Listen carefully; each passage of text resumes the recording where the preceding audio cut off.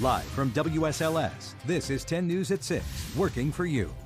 Now at 6, a troubling trend. We have several open cases right now. And so it's both sex trafficking and labor trafficking is happening. The steps Virginia is taking to tackle the problem. A chance for winter weather. We're tracking the threat as crews work to keep the roads clear and the power on. Cost concerns still top of mind. The local outlook on inflation in 2024. And good evening, and thank you for joining us. I'm John Carl. And I'm Rachel Lucas. January marks the start of Human Trafficking Prevention Month. It's an epidemic considered the fastest growing criminal enterprise in the world. Yeah, 10 News reporter Sydney Jacksheimer spoke with Virginia's top prosecutor on what he's doing to combat the problem. It is a crime that happens in plain sight in every community. 179 victims of human trafficking were identified in 2021 here in the Commonwealth. While the number may seem underwhelming, Attorney General Jason Miyares says nationally, less than 20% of victims are ever identified, which is why Miyares is working to educate people with his new 100% Business Alliance Against Trafficking initiative, a training for business owners and their employees. We really need the public. We really need them to lock arms with us, work with us to help eradicate this heinous evil crime. Education is also a big piece of what the Lampstand, part of the nonprofit Straight Street, does here in Roanoke. Working with small groups, church groups, working with law enforcement, working within the medical field. Is it somebody that's disheveled? They not have an identification. They refuse to state their name and where they're from. Some of these traffickers will brand them on the neck. They'll literally put a tattoo as a branding way of exerting control over them. Do you have any plans for kind of this legislative session that you're going to kind of support or push forward? Virginia's anti-labor trafficking laws are actually pretty weak, particularly compared to their federal. So we want to strengthen that. We want to classify that if you are trafficking in a minor, that's considered a violent crime in Virginia. Believe it or not, that's not currently where the law is. And then we want to enhance penalties on those buyers. They're driving so much of this. And so you're correct, particularly in Interstate 81, that is so transient. We want those buyers to understand that Virginia has some of the toughest penalties for those that are exploiting the most vulnerable. Sydney Jacksheimer, 10 News, working for you. And of course, it is January, so lawmakers will be returning to Richmond next week, and Virginia's General Assembly is going to feel a lot different this year. For the first time since 2021, Democrats control both the House and the Senate. However, this year they'll operate under a Republican governor. While both sides tell us they're focused on improving education, the partisan makeup likely means debates and divides over many pieces of legislation. And many of the issues are even regional. We just want to make sure that, Richmond doesn't forget about our side of the state. It's going to be extremely important for us to have, a strong voice speaking up for Southwest Virginia. The next legislative session starts on January 10th. Turning now to the forecast, where all eyes are on the weather this weekend due to the possibility of our first winter storm. That's what all the buzz is about today. That's what we're talking about, and they're not just hitting the roads just yet, but both VDOT and Appalachian Power are keeping a close eye on the forecast, and snow, ice, and rain are all still on the table. We're just trying to prepare our crews and our employees, make sure we have enough people staffed this weekend. Our crews will be on the roadways monitoring the conditions wherever they are in 12-hour shifts, 24 hours a day throughout the duration of the storm.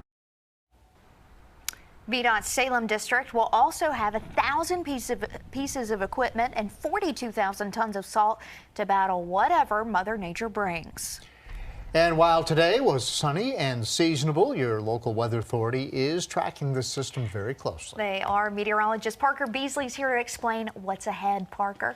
Yeah, I mean, it's beautiful out there right now, but partly cloudy skies are starting to build in. And then we're actually tracking two systems, the first of which is located right over top of Texas. I've drawn these dashed white lines to indicate a trough, if you can see it there at home. That's the first system that's going to be tagging the mid-Atlantic. So we'll see a couple of showers and even snow showers on Wednesday evening into Thursday till about lunch hour. And then way out there, out in the Pacific, is another trough that is digging way down there. That's the big time storm that's supposed to get going this upcoming weekend. And so talking more about that, what we're expecting is a winter storm. We're also expecting snow and mixed precipitation, and then the storm's exact path sort of shapes what you'll see in your area or your neck of the woods. The winter storm potential is based on the European model and the American model, just basically where low pressure is centered on Saturday. If it's further to the south, that means cold air can wrap in from the north.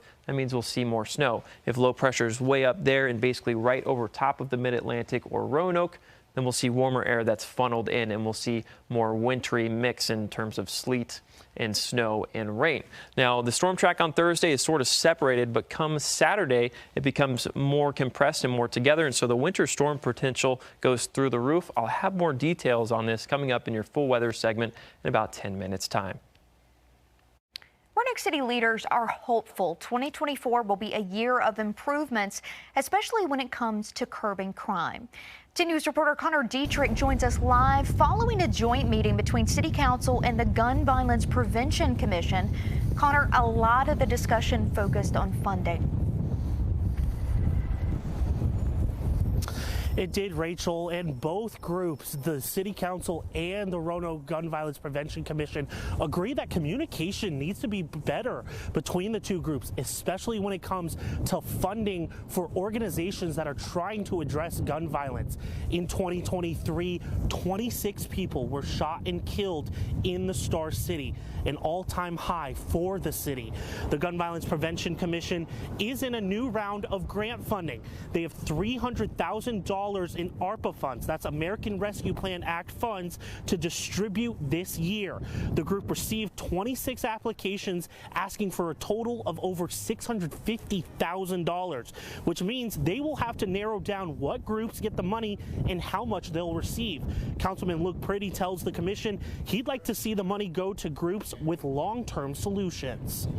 Really look at which programs are not just asking to fill a gap in their budget, but which ones are putting forward imaginative ideas about how they can work together, where once they obtain this funding and that time has passed, it will continue to live on.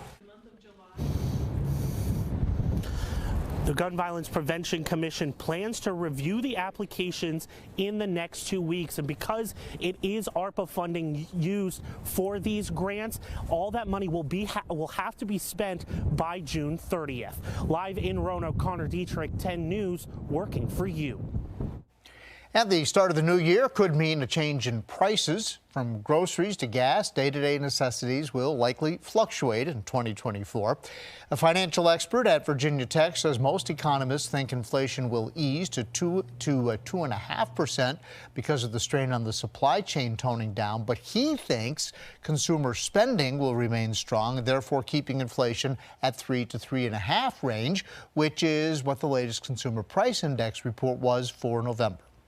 Consensus is that we'll see inflation continue to ease, to slow, right? I mean, looking at the November number they just released, it'll be really interesting to see the December number in a couple months when it comes out. But I think we were up year over year around 3.5%. And he says all of these are predictions, but nothing is set in stone until we see how the year unfolds.